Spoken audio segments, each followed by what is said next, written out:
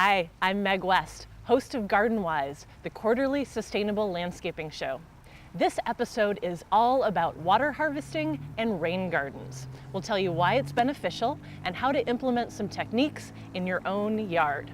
Here to remind us about the importance of water harvesting is Professor Autumn Malanka, who will remind us a little bit about the water cycle. So, if you were snoozing in your 4th grade science class, listen up.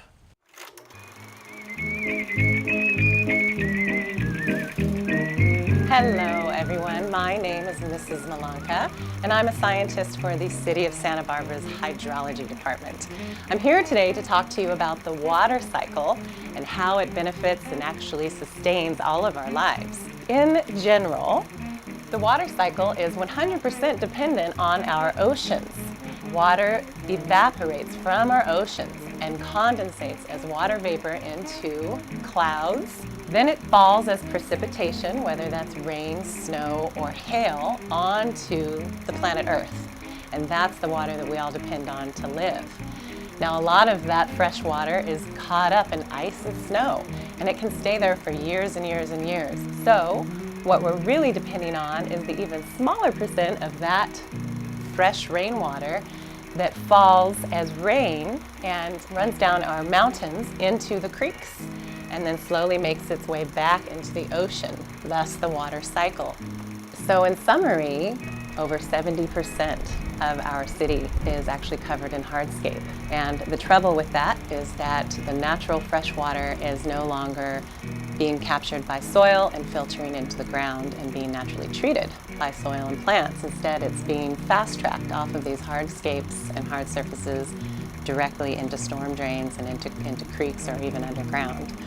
So the benefit that gardens bring, or native landscaping brings, to the water cycle and to fresh water is that it brings us back to what was originally supposed to happen, which is water is captured and treated and ends up back in our groundwater basins and back to the ocean in a natural state rather than polluted by hardscapes and present-day development. Preserving the clean water that we have is extremely important. Think of it this way. Every storm is a resource, and by keeping that water on site, you can reduce your irrigation demand and help to recharge groundwater reserves. So, when it rains, don't let that valuable rain run off your property and pollute the ocean. Build a rain garden instead. Coming up, we'll show you how. First up, an organization in Santa Barbara that helps teach and equip people with the tools they need to create their own rain gardens. We put on community-based hands-on workshops that are based on a barn raising model so that people come together and learn skills and the benefits of water harvesting, rain gardens, gray water systems, native plants, veggie gardens, food forests, and also learn how to implement those practical solutions working on different people's projects. I noticed in Santa Barbara there's a lot of people who are really committed to environmentalism and keeping our waterways and our oceans clean, but we really haven't changed our infrastructure and the way that our landscapes look throughout our city and our county for the amount of interest and commitment that people have. And so it looks to me like there's 3 kinds of people. There's some people who want to pay someone else to make their homes green. There's some people who are handy and do it themselves. But most of us kind of fall into another category where we have the passion and commitment, but we don't have enough skills or enough money to really bring projects to fruition. And that's why the Green Living Co-op was born. Today we're doing a workshop called a Water-Wise Victorian Garden. And it's kind of a fun title because Victorian gardens were traditionally very decadent and used a lot of water. And so we have a couple of people who are first-time homeowners who have been committed to being green for a long time. And they inherited this home that has this huge lawn. And they want to have it look like a Victorian garden, but they also want it to be water-wise. So it was really fun to try to figure out how can we really make that happen. It's kind of an oxymoron. So I went out and investigated what kind of native and drought-tolerant plants in this area were traditionally part of a Victorian garden. And so they took out part of the lawn ahead of time. And so now we are digging basins and berms that will slow spread and sink the runoff that comes from the backyard, the driveway, and the roof of the house, so that instead of running down the driveway out into the street and carrying pollutants into the ocean, it's going to stay here and it's going to feed native plants, and we're also going to plant a fig tree in that area. By working together, these professionals and volunteers were able to complete the rain garden in a single day. Recently, the Green Living Co-op transitioned to a new organization called Sweetwater Collaborative. To get more information about the collaborative, visit their website.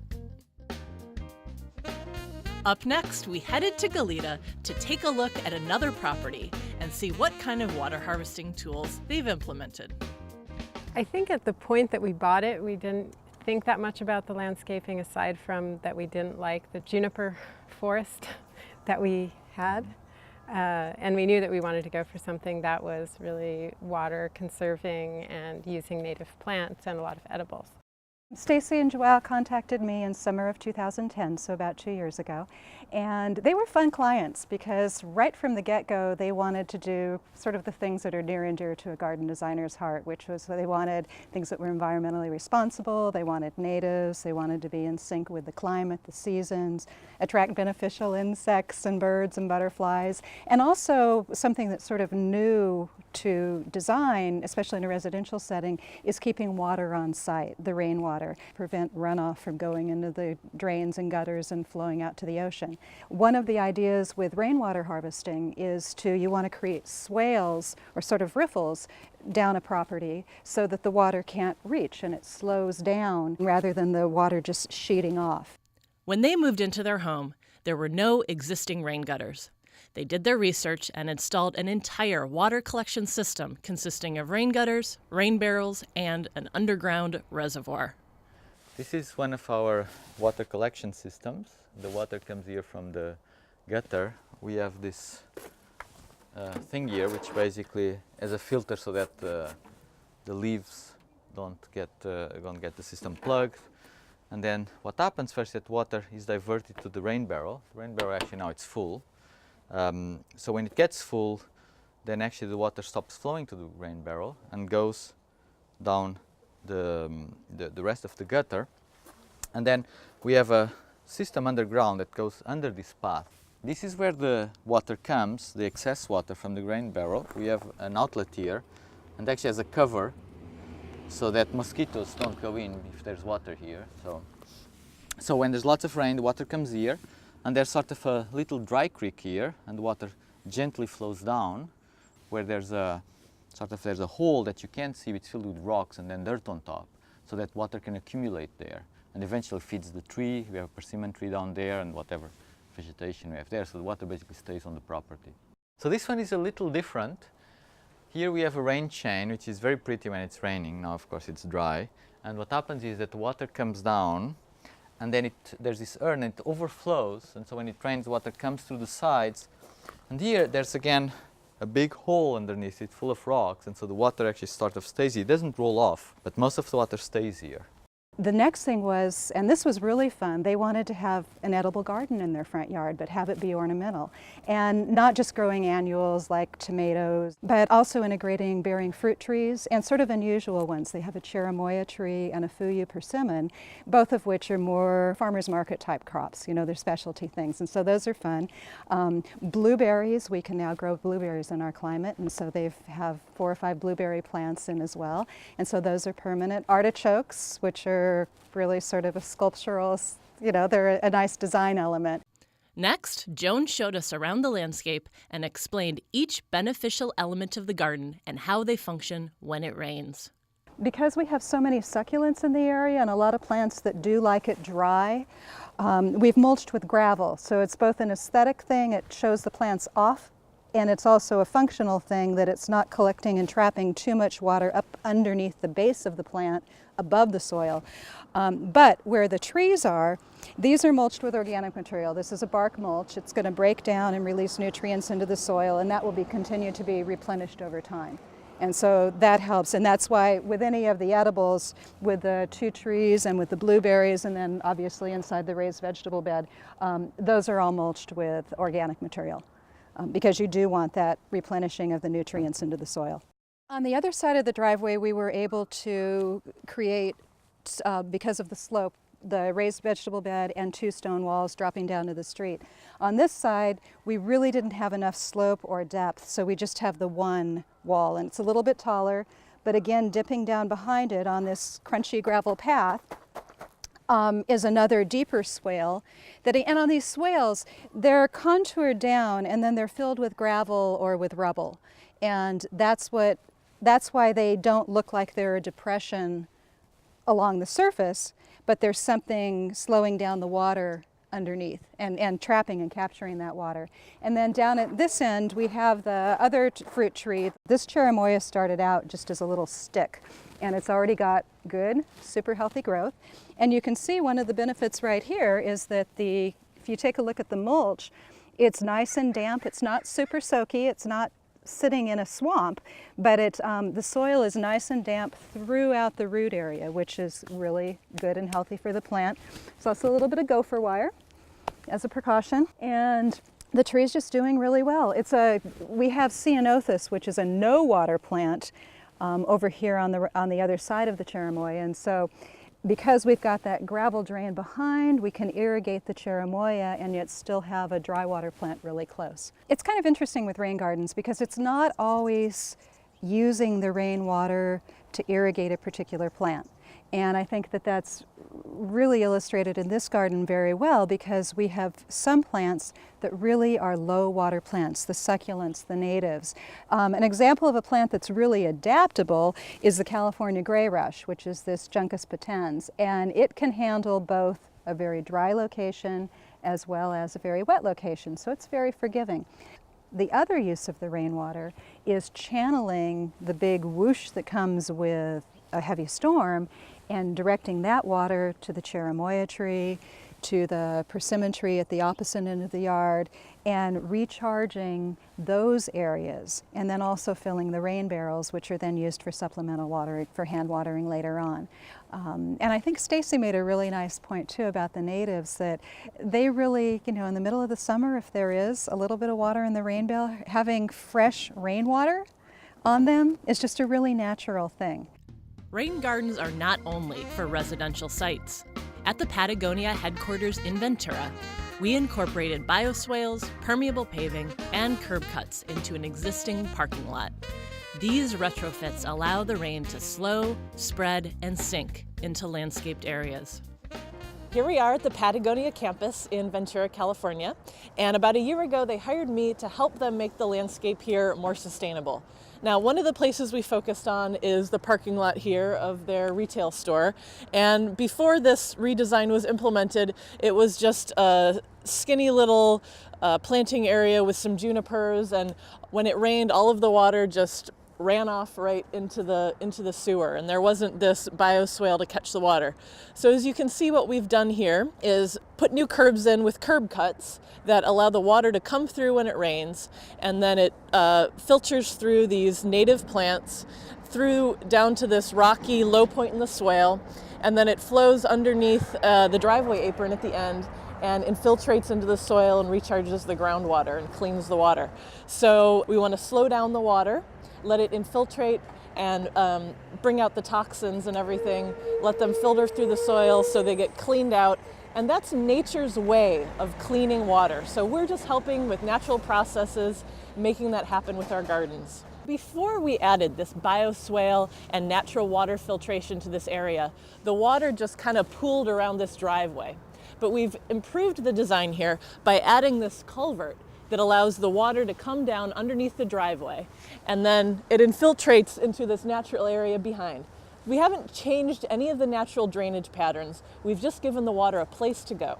Another strategy that we use to decrease stormwater runoff is pervious pavers. And I'm standing on some right now. These are pavers that actually allow the water to go through the paver itself. So in contrast to a regular asphalt, which just runs off the water and doesn't allow any infiltration whatsoever, these pavers actually are sort of like a sponge and just let the water go through when it rains. So by installing pervious paving walkways like this, we decrease the overall runoff of a site. So when you're planning your ocean-friendly garden, one thing to look at is where does the water come from and how can you make the best use of it? One thing to look at is your downspouts. And what we've done here is taken a downspout, a rain gutter, and connected it to a splash block. That's really important to move the water away from the foundation of the building into the plants. You don't want water sitting right at the foundation of your building. And then we planted some juncus grasses right here that like a lot of water in the wintertime, but they're also drought tolerant in the summer. Bananas love a lot of water, so this is the perfect aspect for a banana right at the bottom of the rain gutter, so it collects all the rain and filters down to the roots. And bananas are also great for a gray water system, so situating them somewhere where they get a lot of water, they're going to thrive and really look beautiful. An important concept here with reducing runoff is the first flush. The first flush refers to the water that comes in the beginning of a rainstorm and it kind of washes off everything and takes the air pollution and the toxins, the hydrocarbons off of a hard surface like a roof or a parking lot. And what they usually do is run off into the gutter and then into the ocean. And we want to avoid that. So an important thing is to treat that first flush so that the water that first flows that has a lot of the toxics in it goes through a planting area or infiltrates into the soil. So we're going to continue to make changes to the Patagonia campus that improve the stormwater filtration and the overall sustainability of this campus. One of the areas we're focusing on is right here. There's an existing storm drain in a low spot of the campus where all of the water kind of collects during a rainstorm. Most of the water in the current condition doesn't have a chance to run over a planting area or have any filtration or opportunity to infiltrate into the soil. So what we're going to do in the future right here is take out a bunch of this asphalt all the way up to the reception area entrance. We're going to kind of cut a straight line across here, put in a raised boardwalk that allows people to access and connect these two parts of the campus, and then add a little bioswale and infiltration basin right here where I'm standing, because this is the existing low spot. Again, this is where all the water comes in the rain, and instead of just running off and carrying all the trash and toxins right into the ocean, we're going to create a space for the water to go through some plantings and dirt to do that infiltration that we're looking for. We'll be right back with more Garden Wise. Did you know the City of Santa Barbara will give you money to lower your water bill and have a beautiful garden? The Smart Rebate Program covers renovations that will make your garden more water-wise while protecting the environment. Once approved, you can receive up to $1,000 for homes and up to $4,000 for HOAs, for irrigation equipment, smart irrigation controllers, water-wise plants, and mulch. Turn this into this. Schedule your pre-inspection by calling 564-5460. Let's save together. You know, the other day, I was chilling at my house when I got my water bill. It was such a rouse. Got me thinking, save some water, how much time could it take? If you don't do it for the planet, do it for your wallet's sake. So I headed to the bathroom to that leaky sink, because now I'm saving 7 whole gallons a week. And while I'm at it, might as well a local shower head school. I'm only using half the water that I used to. Fool.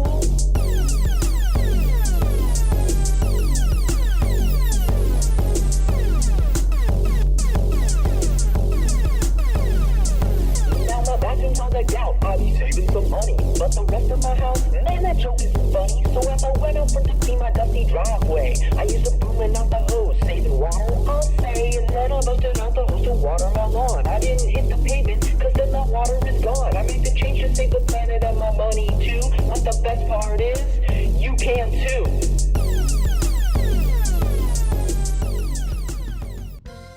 Welcome back. There are a wide variety of rain gardens to choose from. Up next, another type, the ocean-friendly garden. Now this is a term that was coined by the Surfrider Foundation to help people understand the important connection between rain gardens and clean oceans. So I'm going to give you a little bit of an overview about what we're doing here to transform what used to be just a traditional landscape with some lawn and plants that weren't especially appropriate. The plan is to transform that into an ocean-friendly garden. And the things we want to do is we want to capture the water, use plants that are appropriate for the site, and allow that water to filter down into those plants' roots so they can be healthy and use that water on the site. So for this particular site, we had Kikuyu grass, which is a warm season grass that's extremely strong with little roots. Anybody who's ever had it in their yard knows what I'm talking about, because this stuff is evil, totally evil, it gets everywhere. So because it was a warm season grass, we had to remove the grass entirely before starting our sheet mulching. If you have a cool season grass, like a marathon or another type of fescue-based turf, you can sheet mulch directly over that. So to remove the lawn here, they used a sod cutter, which is a machine that you just kind of push in front of you and it'll take up the lawn. You can also remove lawn yourself just with a flat shovel. And if you wet the lawn really well first and just scrape it off, you can do that. It's hard work, I won't lie, but it's definitely possible. I've done it. So the lawn here was removed manually using the sod cutter. And the next step is going to be to do the grading and the earthwork that you can see the volunteers over here doing right now, so that when the water comes off the roof, it gets held and caught inside of these earthworks and little basins and little mini ponds, so that it has a chance to infiltrate and recharge the groundwater in the soil. And also, we don't want it running off into the gutter and into the ocean. So what you can see here is that we've created some interesting topography in the earth and the landscape so that the water has a chance to slow down and infiltrate into the soil. The next step after that is going to be sheet mulching, where we'll take a variety of different materials, including the compost tea that gets sprayed down first as a biological activator for the soil. And then next there will be a weed block barrier, which is this butcher paper that we have right over here. You can also use cardboard or newspaper, but you want some sort of paper product that keeps the weeds from sprouting and germinating. It's an organic weed block. And then on top of that, we're going to put the mulch, a couple inches, 3 or 4 inches of mulch if you've got that much space. And what that does is that is another weed block. It'll also eventually break down into soil. So that sheet mulch ends up being a really thick layer, like a sponge, that activates the soil, keeps the water in, and also makes your plants really healthy. I'm here with Pamela from the Green Gardens Group. You call yourselves G3. G3. Right? Mm-hmm. And she's the mastermind designer behind this whole thing here today. So I wanted to get a little bit of her insight about how she made this all happen. So what was kind of the first step or the seed that got planted that led to this great thing here today? What's wonderful about this site is that it's a public site, but it looks a lot like a regular home. So it has a classic style that anybody in Santa Barbara could really relate to. And that was the thing that really attracted us to doing a project here. The seed really was that during a rainstorm, we saw water running down the sidewalk. And so it looks like a regular home, water's running down the sidewalk, great place to have an ocean-friendly garden. Perfect. Okay, so what if you're just a regular homeowner, you're watching this show today, and you go out to your yard in a rainstorm and you realize, hey, the same thing's happening in my yard, that I've got a gutter that's running down my driveway and straight into the gutter. I don't want that to go to the ocean. What's a good first step for a homeowner if they want to actually implement some of this stuff in their own yard? Well, you said exactly the right thing, which is that you go outside when it rains. Instead of running inside, when the rain's happening, you got to go out and spend some time in the garden, looking at the roof, looking at the downspouts, figuring out where the water's going. That's the most important thing that you can do. But the second thing that you can do, and this is really inexpensive, is just buy one of those diverters. I mean, they're just like a tube that you can put on the end of your downspout and redirect that water into your landscape. That's right. So that it isn't running off onto the driveway or it isn't running off onto a hard surface. And then observe what happens to the water once you're putting it onto your landscape. And take the time to really kind of, wait and see how that spreads out, because that will inform you what area you would really have to remove. Let's say if you have turf or grass, what area would you have to remove in order to make the biggest impact without taking out your whole lawn? Gotcha. So you're looking for a place where the water kind of already naturally settles, and you're just Exactly. enhancing that and making a bigger capacity so Exactly. that the water can stay there longer and recharge the groundwater. Right. And a few of the things you need to look out for are bringing the water away from the foundation of your Absolutely. home. You know, we'd like to get at least 9 feet away from a building if we possibly can. Nine, minimum 9 feet. But certainly more than that would be even better. Excellent. Thanks so much. Yeah, thanks for having me. Okay. I'm here with Paul from the Surfrider Foundation. You're the coordinator for the Ocean Friendly Gardens program, right? That's right. Okay, well, why do surfers care about gardens? Well, you know, they're surfing in water that is coming from someplace upstream, not just the water that's in the ocean. So every time you turn on your hose or your sprinkler and any of that water leaves your property, it gets into the street, it goes into a storm drain, those go right to the ocean untreated. Right. It's a very effective way of keeping our property from flooding, but it's also a very effective way of polluting the ocean and the surf. What kind of stuff ends up in the water that people put on their lawns and on their gardens? Well, there's a lot of things that end in side, herbicide, pesticide, fungicide. There's also stuff that is put on as a fertilizer. Maybe somebody has their dog that's walking by and the dog goes to the bathroom, they don't pick it up. Right. And then there's the car that parks on the driveway, and maybe there's some brake pad dust, oil coming off the car.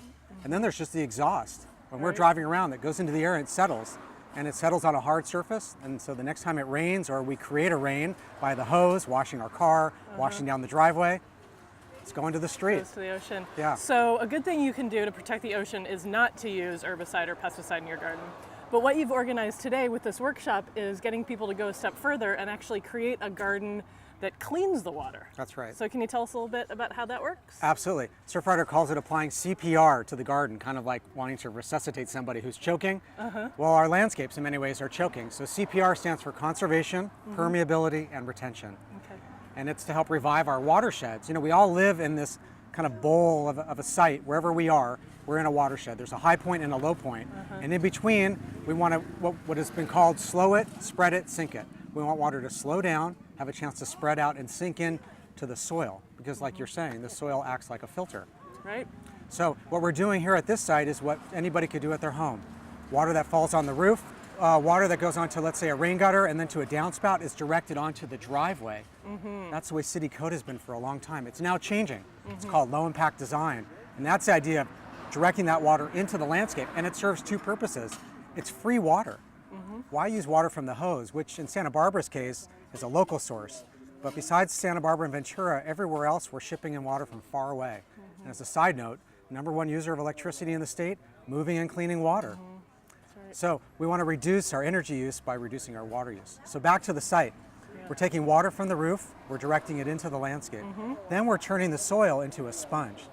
Part of that is through uncompacting the soil. You know, this grass is walked on for years. It gets compacted. So like at school, when we were in elementary school, you'd come back on a Monday, you'd see all those little plugs of soil on the lawn. That's to aerate it. That's to let air and oxygen come through. In this site, we've completely removed the lawn because in many ways it's ornamental. It's not really being used. We're not anti-grass, we're for appropriate use of grass. So in this case, we're saying, let's make sure that the soil is actually permeable, and it wasn't, it was compacted. So we're aerating the soil, making it loose, and then we're adding on material that acts like a sponge, and that's made up of different kinds of material like compost tea, paper, and mulch. That's what's called sheet mulching.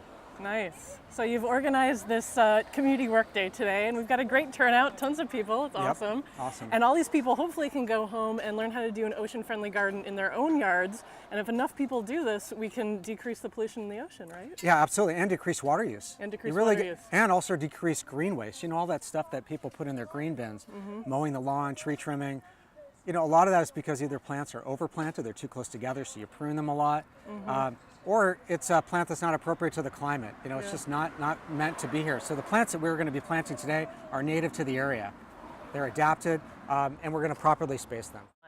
Here we are back in Spencer Adams Park. About 6 weeks has passed since our first workshop where we did the grading and some of the soil moving and soil amending that we needed to do along with the sheet mulching to start this ocean-friendly garden. Today we're going to finish off the project with irrigation and planting. And as you can see, quite a bit of work has been done here with the rocks to make this beautiful rock swale that's going to be planted and just look really lovely. The flags mark the locations of the plants, and we've got a nice selection here of native plants that are going to fill in and make this habitat-friendly, ocean-friendly garden. So here's the outflow pipe where the water from the roof gets collected in the gutters, and then the pipe's underneath the ground and it daylights here. There's a screen inside to keep any rodents or mice or anything from going in and crawling up. And you'll see when it rains that this will just fill up with water, and the water will have a chance to soak into the earth and recharge the groundwater. That's what we want. Keep the water in place, avoid it from running off. Here's one of the plants that we focused on in the plant rant a few episodes back. It's Arctostaphylos. This one is Arctostaphylos Howard McMinn. It'll turn into a shrub that's about a 3 or 4 foot wide, nice mass that could be a screen or a backdrop. It's a very drought tolerant plant. It's evergreen. It's one of the plants that's going to be a foundation plant for this ocean-friendly garden. Here's another one of the plants we're going to use in the ocean-friendly garden today, Rhamnus californica, Coffee-Berry. It's another evergreen plant, but this one likes a little bit more shade. It's got this pretty red stem and nice broad green leaves. Does best in the either morning light or a little bit of shade. Doesn't really like strong sun, but can form a just gorgeous screen or backdrop to some of the other more colorful plants we're using. Thanks to Surfrider, the Green Gardens Group, and a team of volunteers, this slice of Spencer Adams Park has been transformed into a sustainable, ocean-friendly garden. To learn more about ocean-friendly gardens, visit surfrider.org and click on Programs. Up next, Jeff Niemann tells us about his favorite tree, Prunus ilicifolia, in What Tree Is That? What tree is that? What tree is that? Ah, what tree is that? What tree is that? Hi, my name is Jeff Nighman. I am owner of Santa Barbara Natives Nursery with my partner John Warner, and we grow native plants like this one right here, which is one of my favorites, Prunus ilicifolia. It's one of my favorite trees because it is a tree that you can water not at all, or you can water it a lot. It looks great in a home landscape as a hedge or as a specimen. And it does great in the shade, as you see here under this oak tree, or in the full sun. So the common name for this plant is Hollyleaf Cherry or Islay. And it's found all over Santa Barbara in the chaparral, along riparian areas like this, along the creeks, just up from the creek. And it's also found right down by the beach where I live on the mesa. We have some really nice ones. It grows as a shrub quite well. It can be hedged and kept as a screen, or you can literally train it up into a really nice tree. The subspecies that grows on the islands gets up to 40 feet tall. And it thrives in areas where oak fungus is, where the oak trees are dying off. You can plant this and it does really well. You can put it just uphill in a rain garden. It'll suck up the water and does great with a little bit of water. You can put it in an area of landscaping where you have lots of irrigation happening. It will not hurt this plant. Or you can put it in an area where it gets absolutely zero water after the rainy season like here, and it still looks good the whole year. This is an evergreen tree, even though it's in the prune family, which is peaches, plums, apricots. This tree, different from those, is evergreen. So it's great for a screen and a hedge. And if you go to Montecito, you'll see this tree in many places, big, huge hedges of it. And it doesn't get a lot of the diseases that the Eugenia and the Myoporum and other hedge trees get. It's quite disease resistant. It makes a really attractive fruit that wildlife loves. So right here we have an exceptionally large fruit. This is from the tree that's been growing in my yard probably for 80 years or so. And the fruit is really yummy on this tree. And you can take that fruit and do like the Chumash did. You could put it in a basket or a bowl and ferment it and create an alcoholic drink. They also use the wood to make their bows, and the leaves, roots, and bark all have medicinal qualities that were used. And the seed that's inside has a nut that the Chumash, I've been told, and I think I've read, valued twice as much as an acorn from an oak tree. They would pound it, leach it out because it has cyanide in it, and create a porridge from that seed. Here you see some other examples. These are from Mountain Drive. You can see there's quite a lot of variation in the seeds. The flowers come in the spring, and the fruit come in mid to late summer. So as you can see, the animals have been getting at this one. It's the last one on the tree. These trees can be loaded with fruit, and birds like them a lot. So do squirrels and other animals, both for the fruit and for the seed, the nut inside. And it's great for home landscapes. It's easy to maintain. The only thing you wouldn't want to do is put it over a pathway where the fruit might stain. We grow this at the nursery, Santa Barbara Natives, sbnatives.com. It's very popular for landscapers and also for restoration projects. And you can buy it at other nurseries also because it is a popular hedge tree. Well, that does it for this episode of Garden Wise. Remember, you are the agent of change, and together we can conserve water and reduce pollution. There's tons of resources online that can help. Visit waterwisesb.org for more info. Or you could give us a call at 564-5311. I'm your host, Meg West. Until next time, keep it green, Santa Barbara.